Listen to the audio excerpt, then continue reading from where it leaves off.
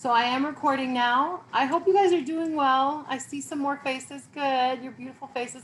Not a requirement. I just like to see your faces. You're all so pretty. Okay, so week 13. So as I stated, everything's embedded into the module.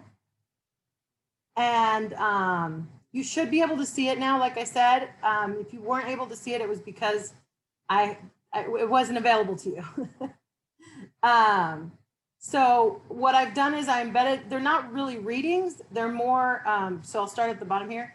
They're more of examples, sort of just learning by example and additional opportunities for you guys to learn. But really what I covered in the analysis refresher was basically the whole process of turning numbers and data into information. You are responsible for turning it into knowledge, right? Because data management will only get us so far. We have to triangulate with the literature and with our own conceptual thinking and our research question, right? And that's what our discussion is about for this module as well. So this is only about managing that information. Does that make sense? Hopefully it does. And so what I kind of walk you through, you guys have already done a lot of data management. So we're going to walk through a little bit of descriptive analysis. So the whole process is really called data management and data processing, really. So I probably could entitle that data processing. But what this part is actually also considered is the descriptive portion, right? So we're not actually making any predictions. We're not making any causal inference. That happens when you do logistic regression and things like that, which I will very lightly touch on, but it's not a requirement for your final presentation. So I don't want to do a lot of work in that. But descriptive statistics are probably going to be more critical for you in any job that you end up in, because like I said, most of the time you're going to end up trying to help people understand what the ground looks like, to characterize information. The more advanced work is the p-values, the descriptive information. One of the most important parts, and I hope that you guys have understood that now as I go on and on about your variables and the values and the type of data that you have, is you have to know the nature of your information. You have to know what kind of data do I have and why does that matter, right? So it's really important that you understand what kind of data that you have as you begin to do chi-square and as you begin to look at descriptive statistics. What does it really mean to look at the distribution of your outcome? Why does it matter if it's normal or not, right? Because if it's not normal, then you can't use the mean, or you shouldn't use the mean. Now, I am telling you that we often will see people using the mean or the average because out of habit, right? And that's totally natural. Nobody's maliciously using the average knowingly because, oh, I want to provide the wrong data. No, most of the time it's usually just a lack of not understanding their data because they didn't take that time to manage their data, to understand the information that they have. But essential rule of thumb, and I think I've repeated it enough times, is if your data are normally distributed, so the Gaussian curve, the bell curve, then you can use all of the general statistical tests, including the t-tests, and then you can treat your data like a linear model, right? Because it follows all of the ordinary least squares assumptions. So this is probably a review. I don't care about you memorizing it. The main part is most healthcare delivery data, hospital visits, costs, anything count, which is usually treated as continuous, even though it shouldn't be. I don't know why I'm blanking now. Length of stay, so days of stay, census, all of that is not normally distributed. How do we know that?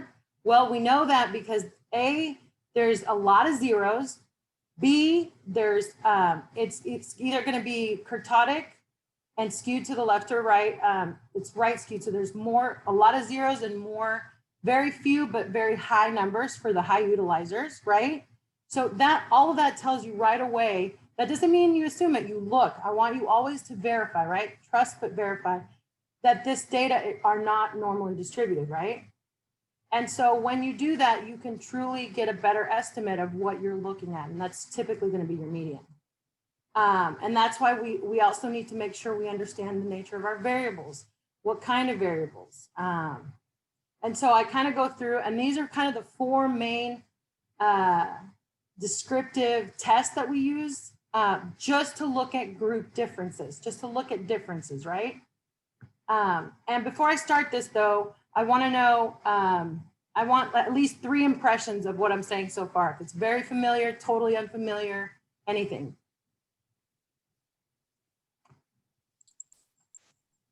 It makes me think of what you went over last week. I don't really remember what figures you're talking about, but you said if something is greater than like the standard deviation, then you use the median.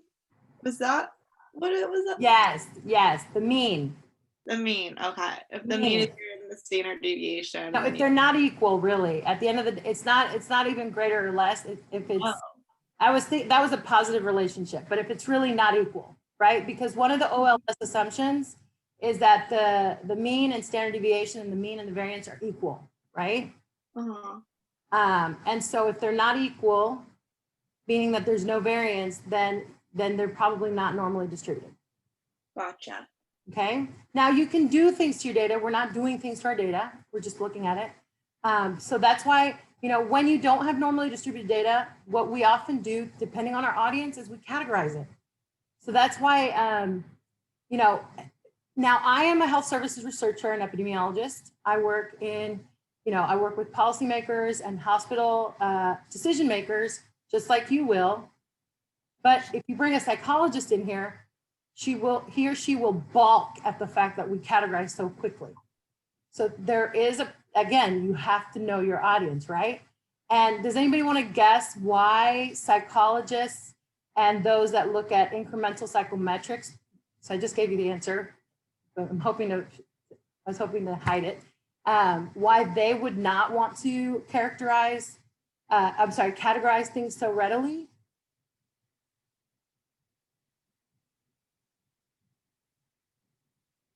Any guesses? So what do we know when we categorize things? What can we learn about things? When we put things into categories, what are those categories? If you think about those categories being real life humans, right? Married, single, divorced, widowed. What are we doing with those people? Defining them? Yes, okay, this is very true. But we would also define them if we asked them how many, you know, if you, how many years have you been with your partner? How many years have you been married? How many years were you married if you're a widow? Total years of marriage. Exactly. You know, how many years in years? Even if you're divorced, how many years were you married? Right? What is the difference between those two numbers? Aside from single, because they'd be zeros, right? We have a lot of zeros.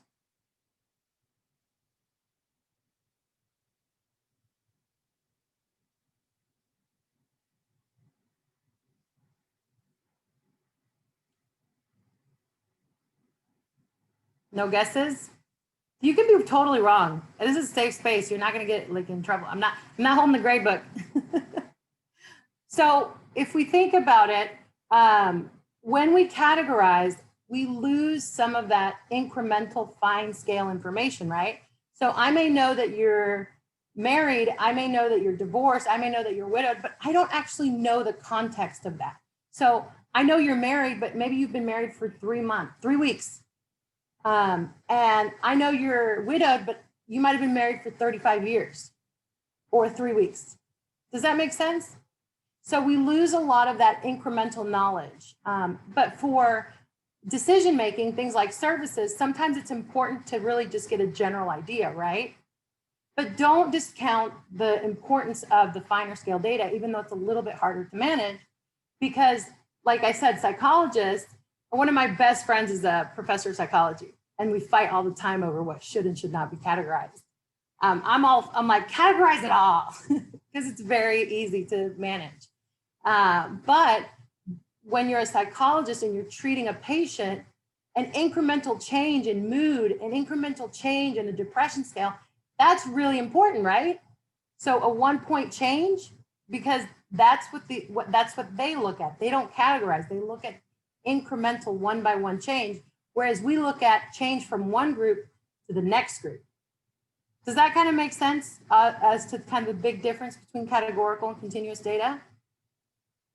Yes, a little bit. I thank you for the feedback. Because I hear a lot of you guys referring to data as numeric. And I was a little bit confused if we were talking about what the nature of the data were, in terms of if you meant it was a character variable, or if it was a numeric variable, or if you meant that the distribution of the data were categorical, dichotomous, ordinal, continuous, count. So make sure that when you're talking about data, you're being very clear about what that is. And when you're questioning people about data, you can ask these questions because it matters, right? And that's why it's always really good to get the information as a continuous variable, because the more fine scale information you have, the easier it is to categorize or go back. You can't go back if you have categorical, right? You're stuck with it. But if you collect it more fine scale, then you can go back and forth. That's why when you're writing your surveys, you think about that when you're doing individual information, right? Okay, so these are the primary tests that I decided to review with you guys. If you feel like your data do not match these, that's totally fine, and we can find you a different test. Any questions so far before I move forward? What's the difference between numerical and continuous? Well, numerical is the type of variables that you have, right? So you either have a numeric variable or a character variable, right? So if it's a number, how it's coded into the program, that's totally different about your data. That's what I mean when I say. Does that make sense? Yeah, well, I thought it made sense. I thought I got it, but then when you were explaining that, I was like, oh, maybe I don't get it. So I just wanted to clarify. Well, I'm actually hoping you'll come up with one of the curious examples you've been coming up with throughout the semester, because I think some of the students have found them helpful. So please, by all means, do. But I have another question. Can you have a variable that is coded, the values that are coded are numbers, but it's considered a character variable? yes. And a lot of the data in, for example, the American Hospital Association, for some reason, came in as character data, which is really frustrating for whoever's using that, because first Excel does that sometimes when it's translating into SAS. But you can also have a character variable be categorical, right? So it can be like urban, rural, metro, micro, rural, and it's categorical, but maybe it's coded with a 0, 1, 2. So it can be not numeric or categorical. Any variable can be numeric or categorical.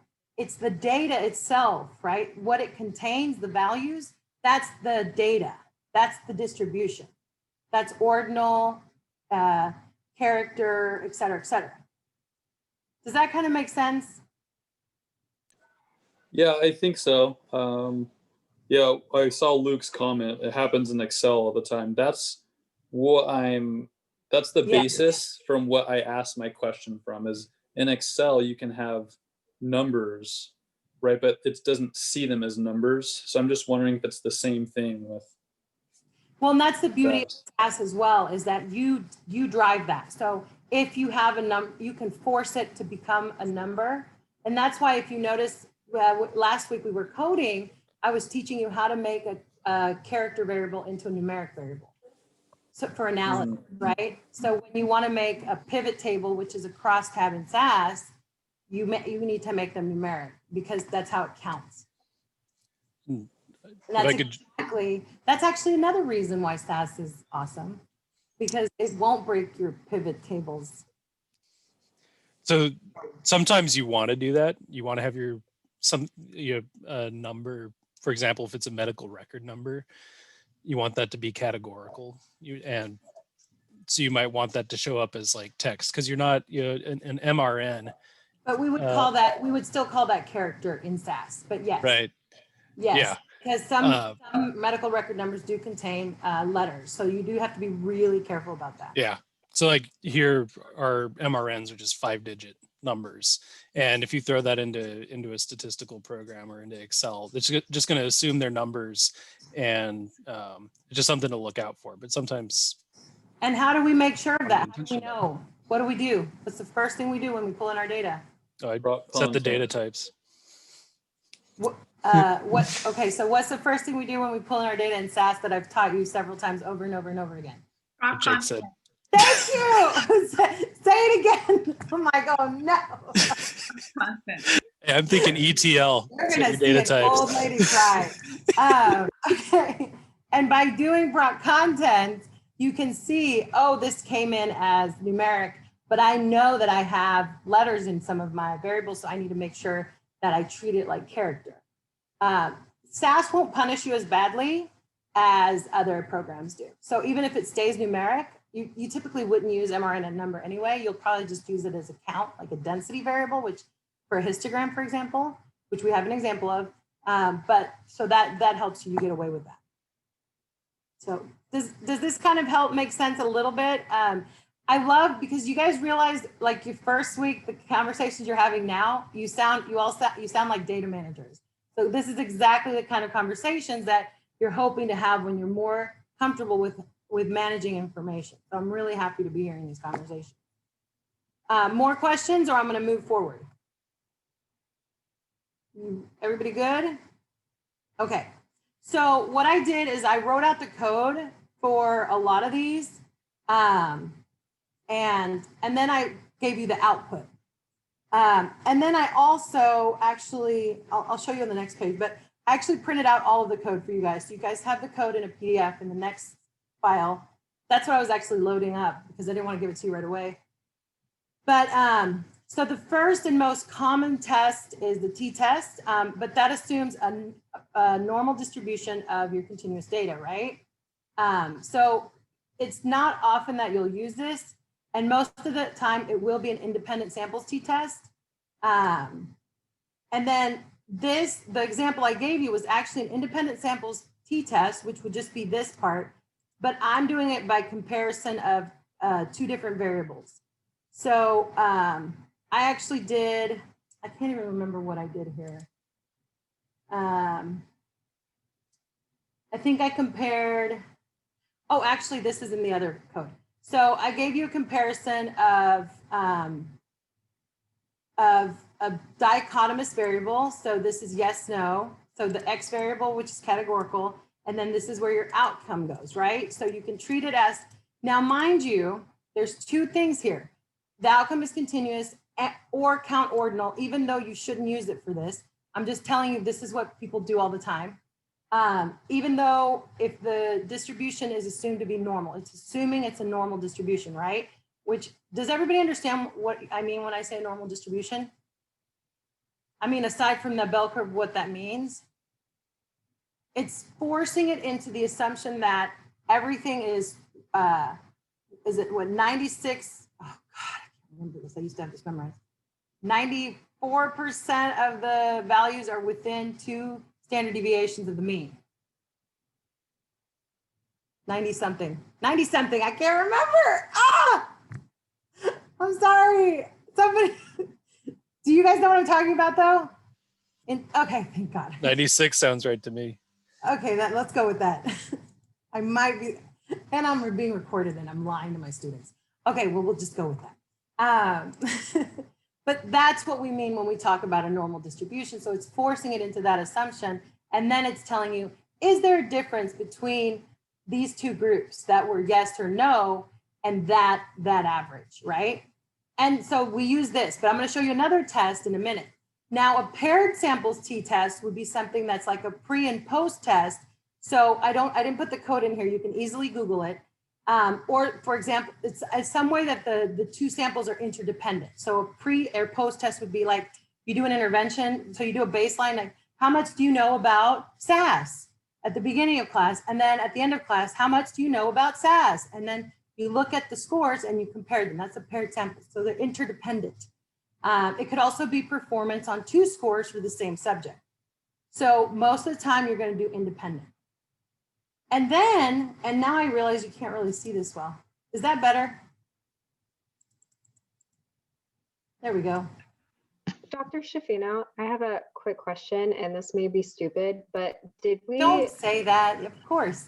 Sorry, did we learn if it was a normal distribution from the chi-squared test that we learned last week? No, we're going to get there. Okay. You would know that from your descriptive statistics, right? From the proc univariate. Remember when we look, if you had a continuous outcome. Some of you may not even have a continuous outcome. So it doesn't matter, right? Everybody think about your outcome variable. Bring it into your mind. Now raise your hand if you have a continuous or count outcome. Raise your little fake hand. Anybody? Nobody has a continuous outcome? Okay, now raise your hand if you have, the only other option is dichotomous because I didn't let anybody else have anything else. Raise your hand if you have a dichotomous outcome, meaning 2. Yes, no, up, down, 0, 1. Okay, I see 1 thumbs up, 1 hand up. Anybody else? Okay, and nobody else? Okay, there we go. Okay, good. Good. Okay, now raise your hand or thumb or finger or whatever if you have no idea what I'm talking about. That's totally legit. Okay, your outcome. All right, Judith, what's your outcome? Oh, wait, was that a thumb up for dichotomous or for no idea? I have no idea. Okay, what's your outcome? So ER visits related to asthma. And give me an example of the values, right? Variable values. That's gonna be on your take home quiz, okay? Variables and values, because I swear I've said it so many times. If y'all know that, like in your It's an sleep. asthma code. Okay, but what is the asthma code? Are you counting it? What are you doing? How did you code it? The frequency of it. Oh, frequency. As in if the frequency is present or not present? Yes. Well, that sounds a lot like what, folks? The dichotomous. Yes. Okay. I wasn't sure Yes. because like the examples you gave was either yes or no, but it's not yes or no. So I was Hey, yes, present. okay. Oh, not present. Whatever works. Okay, anybody else? Who else wasn't sure about their outcome? Cameron? I mean, I'm just confused because I have a lot of different variables, but mine was supposed to be hospitals with community partnership programs, but now I have the joint venture health system and hospitals. So I'm kind of confused. But you have, no, they're all yours. You have, but didn't you group them together? Yeah. And if any of those were present, then they were in partnerships, right? Yes. And Well, I have it as like strong, good, and weak.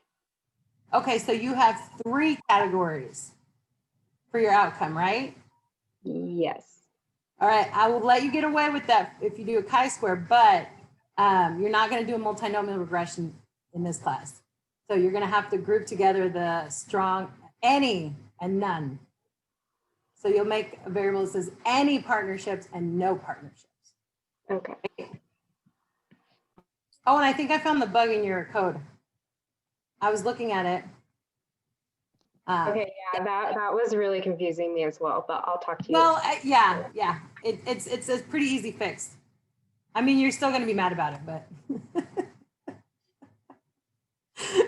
All right. Anybody else not sure what their outcome is? My outcome is the standardized infection ratio for hospital associated infections. But then I did categorize it by if it's no different than the national average or better than or worse. So would that make it continuous since it's a ratio? But then if I use the other one, I don't know what it would. I think you did 3 categories, right? Yeah. So I'm going to put you in the same boat as Tamarin. So you would put, I would group together no different or worse. Well, actually, do I want no different or worse or better? I'd want to look at the distributions of those. Okay. But you're going to want to make it dichotomous, although you can get away with a chi-square for that. So does that make sense to everybody? If they have 3 outcomes, it's still categorical because it's 3 independent categories, right? Because continuous means that there's an order or an interval between them that matters, right? There's no interval that matters between those 3 numbers or those 3 categories, I'm sorry, right? Because unless, well, in Kira's case, there is a bit of an ordinal aspect, right? Low, medium, high, but it's not that way because it's a ratio. So you can't do a ratio of ratios. So we're treating it as categorical. Okay. Question about mine. Since I'm doing birth weight Okay. by grams and they have cutoff, so I'm doing like very low, low, and normal. Would that also be a category? That's your outcome? Yeah. It would be better to make it continuous if you're Okay. doing that as your outcome. But otherwise, I would just, I would isolate low birth weight, and then the rest are everything else. Okay. Thank you. Mind helping me on mine as well? For my outcomes, I have 4 different outcomes, but one of them says, does this child have current or lifelong health conditions from a list of 27? All the other variables have the same, I guess, just responses. It's children with no current or lifelong, children with 1 or lifelong, and children with 2+. Would that be categorical as well? I'm not following. I'm so sorry. You're gonna have to slow down for me. So what is the question and what's the variable and what were the values? So the question states, does this child have a current or lifelong health conditions from a list of 27 conditions? And the variables, or no, the outputs are children with no current or lifelong health condition, children with 1 current or lifelong health condition, or children with 2 or more current or lifelong conditions. Perfect. So you would want to, so do you guys understand? He's got a count variable that's like, if 0 apply to you, 1, 2, just check off the box, right? So he's counting them and saying, it's kind of like how many comorbidities does a patient have? So that's a very applicable thing to general hospital work as well, or clinic work. The key there, Jimmy, is that you need to make sure you see how the cut points in the literature, right? So, and that's why, do you guys see how it's important, how we bridge information with knowledge and our own conceptual thinking? Because we're not just arbitrarily doing things. For example, with Daleine's case, we know low birth weight is the highest risk group, so we isolate that. With Kira's, we know that, I forget what her outcome is, but having a higher, is it higher or lower number is better? I can't remember. So whatever the better one is isolated, meaning that's the key variable that stands alone in your 2 categories. Does that make sense? So Jimmy, in your case, I would also review your literature, which you should be reviewing anyway to support your variables, to see how it's been cut in other cases. So how many childhood conditions is a high risk? So is it just 1? Is having even 1 of these, is this the ACEs? Yeah, it's the ACEs. And so I can't remember what the cut points are. Oh, no worries. So I'm trying to, because my independent variable is ACEs, and it's either children with no ACEs, children with 1 ACEs, or children with 2 or more. And I'm trying to relate it to different health outcomes in terms, this would be like, oh, does this person have a lifelong condition? Maybe it's related to ACEs. And So if the outcome is not ACEs, right? Because you can't use. The outcome is not ACEs. Okay, good. I was like, wait, you can't use them both in Yeah, the outcome's not ACEs. So basically, it sounds like, again, you need to, and now you've kind of shown me, I'm going to make sure you have literature to back this up, is what matters, what's the association for having any versus the general population or anything with ACEs. So if it's just 1 or 2, then I would say 0 equals 2 or less, and then 1 or high risk equals 2 or more, more than 2. Okay, so just categorize it or just simplify it into just two different categories or variables, I guess. Oh, not variables, Yes, categories. yes, Yep. because Okay. you want to know what's going to put me into a higher risk category. Now, if I were a doctor, I would want to actually know exactly how many comorbidities because I need to know how to coordinate that care, right? I need to know what comorbidities I need to be asking about in the patient encounter. So do you guys begin to see the differences of when it's important to know the category and when it's important to know the continuous element of the information? So this is why both types are important. You can't, I mean, just because we like one over the other, like me, it doesn't mean we always do that. And that includes myself. So very good questions, Jimmy. And I'm looking forward to seeing that one too in action. Good. Anybody else? Professor, Yes. I ran a t-test, but my outcome is categorical, but I have 3 covariates that are continuous. So that's fine to do because the t-test isn't like directional in any way, right? It's just, Well, or is that not a thing? you were able to do a, So for like, so my outcome variable, yeah, is dichotomous. yeah. But I have like 4 or 7 covariates. 4 of them are categorical. 2 of them, or 3 of them are continuous. And I couldn't do a chi-square on the continuous because that wouldn't make sense. Oh, your outcome is dichotomous even, right? Which is, it's like a category with just 2. It's the same thing. You're fine. Yeah. But I have like age, right, which is continuous. I didn't do categorical. That's totally fine. However, it treated the continuous variable as your outcome. Right. So that's, do you see what I'm saying? It flipped it. Right. So I'm wondering, how do I interpret that? Is there? You need to do an ANOVA. So I'm getting there. You would actually want to do an ANOVA. Got it. You could do this one. Did you do the class statement? Yeah, I did this one. Oh, but your outcome isn't continuous. No. You can't do this one. Sorry. I lied. Give me a second. We're getting there. You're up. Okay, no worries. You got 2 more left. So the t-test again is only if your outcome is continuous, which apparently none of you have. So forget this. So chi-square. But just keep this because this will be useful information for you in the future. Chi-square is what we reviewed last week and is probably going to be one of your best friends. And just like Jake pointed out, you cannot do a chi-square if your variables are not categorical, because you're just going to have a lot of categories, right? So you don't want to do that. So just to give you an idea of what a chi-square looks like, let me move seeing your faces. So this tells you how to interpret the information. And don't forget that when we're doing a regular descriptive table, we do look at the column percent, but when we're comparing across an outcome, we're actually looking at the row percent, right? Because we want to compare for each value of a variable against the outcome, right? And we're doing a chi-square, so we look at this p-value to know, is there a difference across groups? And it does not imply directionality. So this one definitely does not imply directionality. And the other thing you want to look at is if you have a smaller sample. So this is using the American Hospital Association sample. And just to give you an idea, all of the code is in my, oops. Oh, drat, it turned out. Okay, we'll give it a second.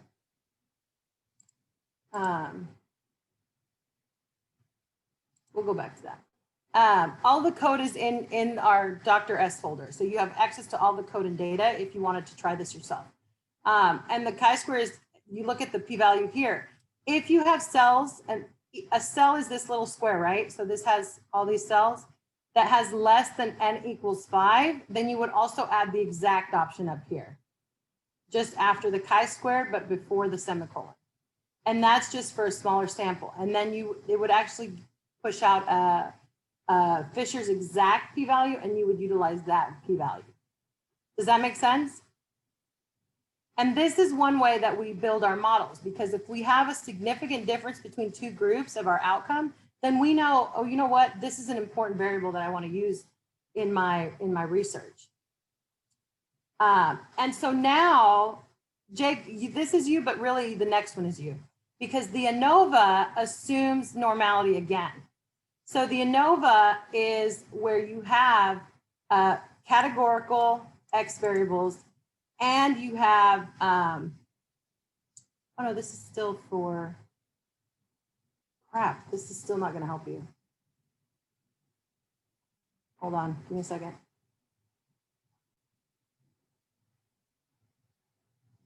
Nope, this is still for continuous data. Why am I blanking on the test for you? Let me have a think on that, and then I'll get back to you. This is still for if you have a continuous outcome. And what it does is instead of taking the average for the two variables, I feel like this should work for you though.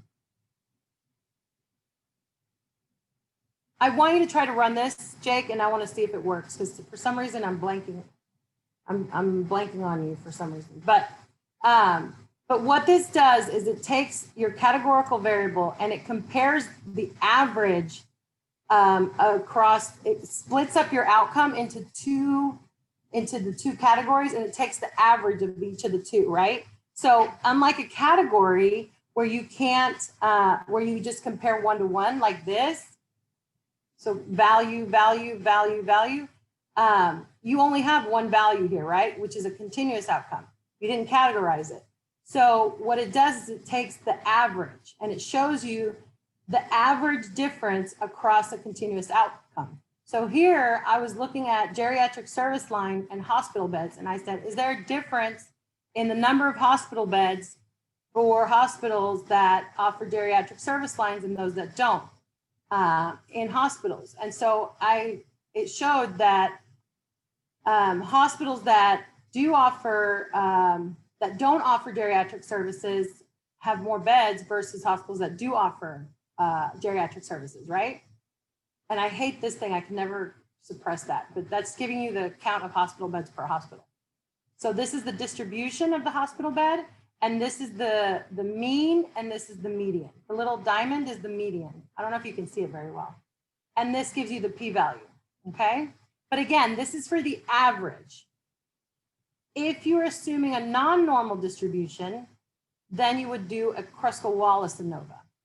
And so the Kruskal-Wallis ANOVA is the same exact thing as the analysis of variance, right? So is there variance across the two? But it does it with the median. And so what that does, and for some reason it comes out cleaner too. I always actually suggest just doing this because the output here actually runs a regular ANOVA anyway. First, the output all comes together and runs the ANOVA for you. But it's the same idea, and you don't have to do as much coding. So it's just it's proc NPAR one way. So that's a little different. And you look at the Kruskal-Wallis test. So and that's the p-value that you look at to see if there's group differences for the median value. Does that make sense? One uses the mean, the other one uses the median to look for variance, okay? Were those only for continuous outcomes? Yes, those are only for continuous outcomes. So then, and that's for getting p-values, right? But they don't have cool visuals. Like chi-square doesn't have really cool visuals if you notice, right? It's kind of lame. I know, right? That's the downside of not using, but wait. So is everybody good so far? So when would you use an ANOVA? You would use an ANOVA either, and usually, like I said, you have to know the nature of your outcome variable, the distribution of your outcome variable. When you have a continuous, or in many cases, which you usually shouldn't, ordinal or count data. So count being like a score, right? So a score on an exam, or so it's like a fixed 0 and then infinite values. Although obviously a score is up to 100, but that's okay. Or hospital visits, or costs, hospital costs, things like that. Okay. Okay, so when your outcome variable is continuous, you would use it. Yes, so right here, have a look at these. I gave you guys and this can actually have So this can actually be more than 2 categories, because the test for where there's only allows 2 categories is the Mann-Whitney-U test. That's the same thing as the Kruskal-Wallis ANOVA. So just do a Kruskal-Wallis ANOVA. Does that make sense? Yeah, thank you. Okay. So like I said, it's super boring to have just output for chi-square. So what we do typically is, sorry, I'm still thinking about Jake, and I don't know why this is so obvious to me, and it's like my head's not working. I'm still sure it's t-test, but I don't know why it's like driving me crazy. Because I don't want to confirm it until I double check it. So what we do is we make histograms. And histograms can be really ugly and boring, but they can also be pretty cool looking. So we're going to I'm going to show you guys a few examples of what you guys can do, because remember, you're responsible for a figure. But not just that, it's not just about making your data look cool. It's helping your audience understand the information, because you guys have come, and I don't think you take a minute to appreciate how far you've come in terms of taking massive amounts of information and processing it, because that is a huge skill that is so important right now. So one of the things that we do is we make histograms. And so when we look at distributions of information, this is all the code to generate a histogram of hospital bed counts, right? So this is telling me, this is the code. I gave you a plain one, and then I gave you a nicer one. And this is telling me, this is how many general hospitals are in this sample. This is the median, the mean, the standard deviation, the minimum, and the maximum. And if you look at the code down here, I've annotated it and I've positioned it for you. So you guys, if you want to make just a regular curve, a regular histogram of one distribution, so you can decide maybe where to cut it, this is something that you want to do. So this does require that you have the continuous value, right? Oh, I got it out of order. Hang on. Oh, that's histogram 3. Or is that histogram 2? Oh yeah, this is 2. So now I realize, like, okay, most of us have categorical data, right? So this is the one that, and I marked it with a turkey so you don't forget. This is the one that compares 2 categorical variables for you. So I have 2 categorical variables. My variable is geriatric services and CBSA types, right? And look, it's a histogram with the weight. So we don't have a continuous variable for categorical variables. We have counts, right? So that's considered a weight. We count them. And so this code will help you develop a histogram across 2 different groups, looking at the counts to look at the differences. Does that make sense? So this is kind of a cooler comparison that you don't actually have to make it in PowerPoint or something like that. So it allows you to actually output the data into a printable or publishable, or how do you say, like, presentable figure, okay? And so I've included code on how to title and I even put a typo in there for you so that you could see what not to do. And I actually didn't mean to leave that typo. But I've used label statements so that you remember how to use label statements. But in fact, if we were to get rid of label, title, format, label, really the core code is this second line. That's it. Does that make sense? Just to confirm, the geriatric services, that's your outcome variable here? Yes. Yes. Okay. So the outcome is, great question. I'm sorry, I thought I had annotated this one and I didn't. So yes, the Jerry service is the outcome, and you're grouping it by what you're comparing it. So for example, you could put something like bed size here. You could put ownership, anything you wanted to, okay? And so this makes really nice comparisons, visual comparisons, so that you can illustrate important differences. Now, this does not indicate a p-value, and that's why you need the chi-square, right? Because the chi-square is what gives you the statistical output. So this is the visual output, and the chi-square function gives you the statistical output.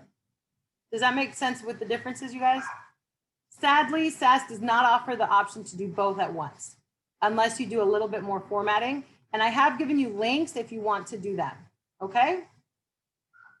And then finally, the last one is another way to look at histograms, and it's a little bit simpler, and it's really just, and this is, again, if you have a continuous outcome. So this is, I wanted to make sure you guys knew this one too, which is basically the first histogram, but comparing it across two groups. So for example, here, it would be, cut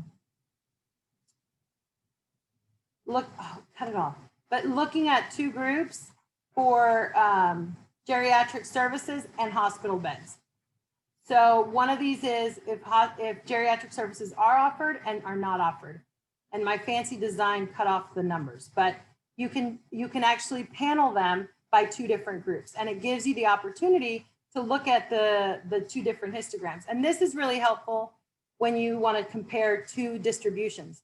Now, one of the issues with my continuous variable of hospital beds, the count, is that I had some outliers. So what ends up happening is I have this really long tail that makes it really hard to see, right? Which is really frustrating because then I can't see very well, and it's not. It makes it less visually beautiful for my reader. So what I can do, why isn't this working? I'll continue in a minute with showing you that. I'm not sure why my SAS doesn't want to work for me today. Is I can actually cut this off just for visualization. So I can say, just show me up to hospital beds with 1,300. And that way it just spreads out my histogram more so it looks nicer. Does that kind of make sense?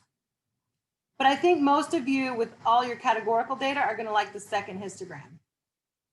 Because I think that's the easiest one to do and it looks really good. There are many, many options that you can play with and you can do a lot with it. Okay, any questions so far?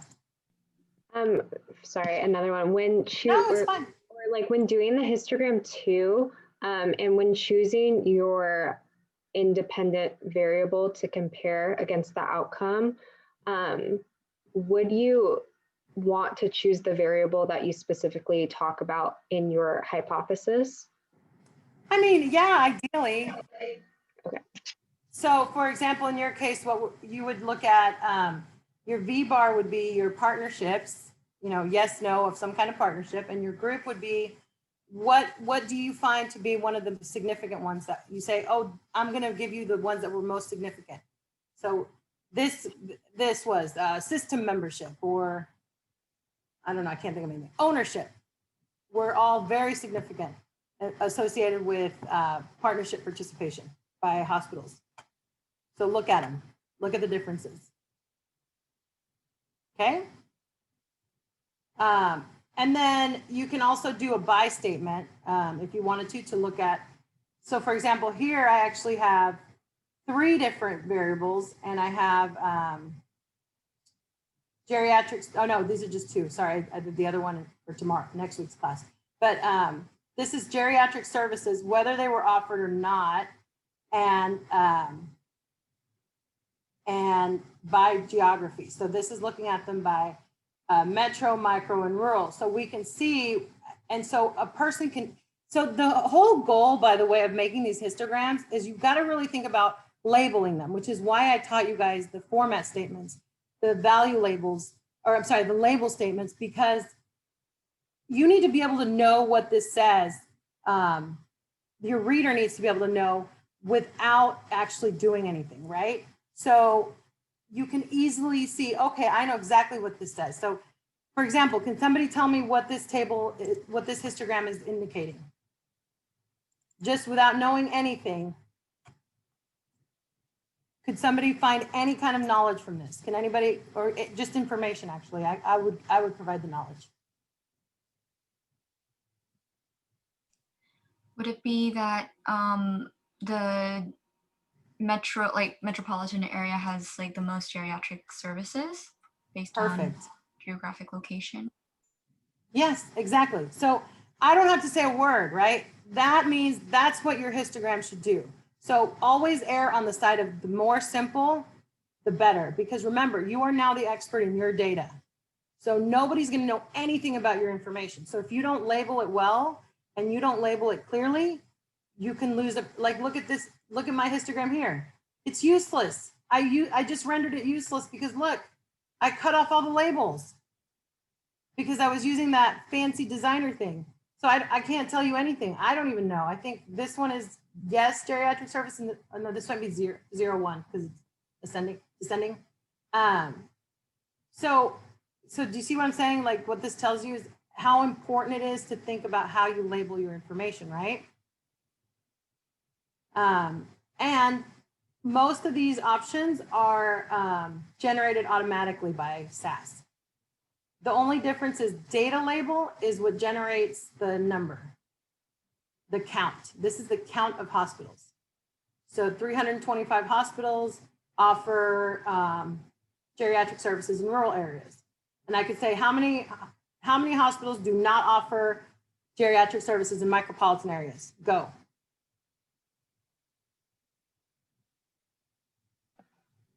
$377. Perfect. So this is the goal of the figures that you want to make, okay? And then I think that's it for the figures that I wanted to talk about today. Oh, yes. The last one is called a scatter plot. And again, this is again for two continuous. So what we've learned is continuous variables make much prettier plots. And what I want you to take from this is it's a lot harder to see when you have a lot of data. So if you have a big sample, this is not a good one. And also if you have a lot of outliers, it can make your table pile up on one end. So I had a big outlier here and a bunch of outliers here. So you see what I was telling you about the hospital beds? How I have about what, 4 hospitals that take up about a third of my figure. So you want to get rid of your outliers when you're presenting the data. Does that make sense? And like this outlier messed up all of my values here because I had one outlier way up here, when in reality, the majority of my data cuts off here. So again, that's why it's also really helpful to get an idea of what your data look like, okay? And that's essentially what I had for initial visualization. And next week, I'm gonna give you some box plots, bubble plots, and line graphs. And maybe I did do pies, so you have pies. So you guys can find other ways to visualize information, and it's still not wanting to work. Okay, so we'll just do that. Okay, so that's what I have there. Questions? Professor Shafino, do you mind going over the chi-squared table of how to interpret the p-values? I'm having Absolutely. understanding that. No problem. Thank you. So chi-square again is chi-square group differences, right? So when you think of categorical data, what might help you is to think of your categories as groups.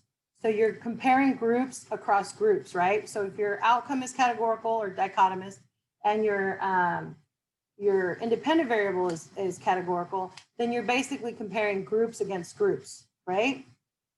And so what chi-square does is it helps you look at group differences. And what you do, and this, you don't have to do it like this, by the way. You can literally just put 1-to-1 over and over again. This just helps you make it all in one step, okay? So there's no obligation to do that. So far, so good? As to the purpose? Yeah. Okay, so then let's zoom in here. And when we look at the output, we can see that this is the counts, right? So this is literally just imagine that each hospital is like an M&M, and and you have 2 groups, and you're saying, okay, metropolitan hospitals that do offer geri services go in this little box, and this one goes in this little box. So everybody goes in a different group, right? And that's just the counts of those. So you have 775 hospitals that are in a metropolitan area, so urban, and don't offer geriatric services. You have 1,419 that do offer geriatric services, right? And you have a total of 2,194 metropolitan hospitals just in general. So that adds them up for you. Does that make sense? Yeah, I understand that table. It's a table Oh, okay. below where it says chi-square, the p-values. How do I interpret? This is the one that you want to look at. This is Yeah. this is the only one. This is the only chi-square, because I mean, I'm not going to go through each one of these. I know Mantle Hansel assumes. Oh, it's about different. God, you guys are making me remember my stats. So I'm trying to remember right now, but Mantle Hansel basically assumes like that there's no group differences, right? It's just looking at any differences within this whole number, this 2194, and the expected counts of what should be there across all of these, right? So it expects a certain number of metro, micro, rural based on the total sample size. And it's saying that even that is still differing significantly. So even if you weren't to compare it by that outcome, here it's telling you this is it Pearson's chi-square? I can't remember whose chi-square it is, but it's basically telling you there is a significant difference between those that are in the geriatric service bucket and those that are not in the geriatric service bucket.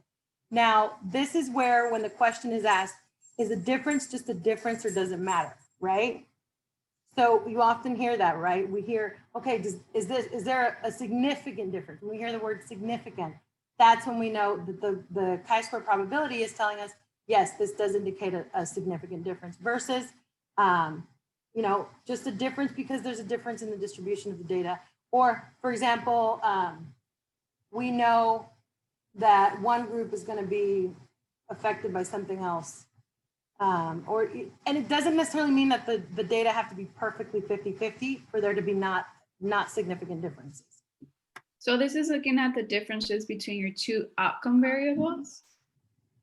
You have one outcome variable, the two values. Oh yeah. Okay, so it's telling us, we don't know exactly which value there's a difference at. We know that all we know is that there's a difference between hospitals that do offer geriatric services and hospitals that don't. We do not know if it's because of metro, micro, or rural, but we know it's geography. Does that make sense? Yeah, that makes sense now. Okay, because when we go into like a logit regression or linear regression, then we know exactly who and in what direction. Does that make sense? Yeah. Now we can see, okay, and remember, we read row percent here. We can see there's more hospitals in the metro areas than more geriatric services in the metro areas than not in the metro areas. But we don't know if that means that being in a metropolitan area is more likely to get you to a geriatric service. We have to do a logistic regression for that, although we kind of know that already, but still. Does that make sense? Yeah, thank you. And that's where our hypotheses meet our data, which meets our conceptual frameworks. So you already kind of know some of these things, but that doesn't, you have to confirm it. That's the verify part. Okay, that's a good question though. And hopefully that makes sense. All right, more questions. Oh, finally. Sorry about this, guys. I don't know what it was doing. Okay. So now I can try to show you. Let's see. Now I can't remember where I was going to show you guys. Dang it.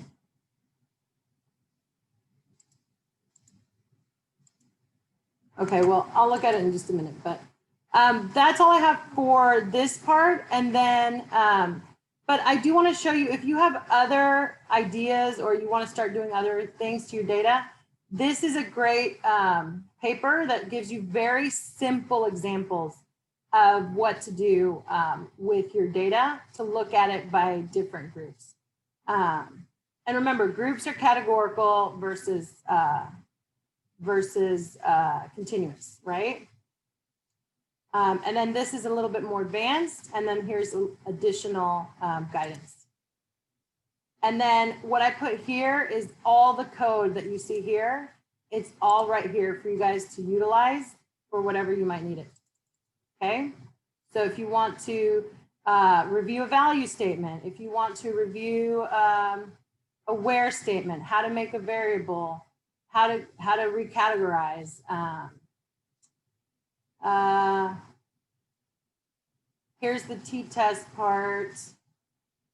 I'm trying to think. You know what? The t-test was fine. The independent sample t-test was fine. What am I saying? Is Jacob still here? If he's not. Yeah, I'm here. Oh, there you are. Sorry. Yes, it was fine. I don't know. I think I mislabeled my slide. I was like, wait, this looks totally fine. You're fine. Forget what I said. Your t-test is perfect. I thought that. Okay. Sorry, guys. It's been a long week. It's Tuesday. Okay, so this is all the data that we just covered, but this is all the code for it. But it's also embedded into your information. And then here are your project presentation dates for your final projects. Your homework 7 is up, which is your data dictionary. And I think that's all I had. And your take-home quiz will be posted, your second one and final one will be posted on Monday. And so the rest is just ask me questions. We can take a 5-minute break and then you guys can ask me anything you want. Because I know there were still a lot of questions that people had about their code or about organization or whatnot. But yeah, that's it. I'm going to stop recording now and then you guys can start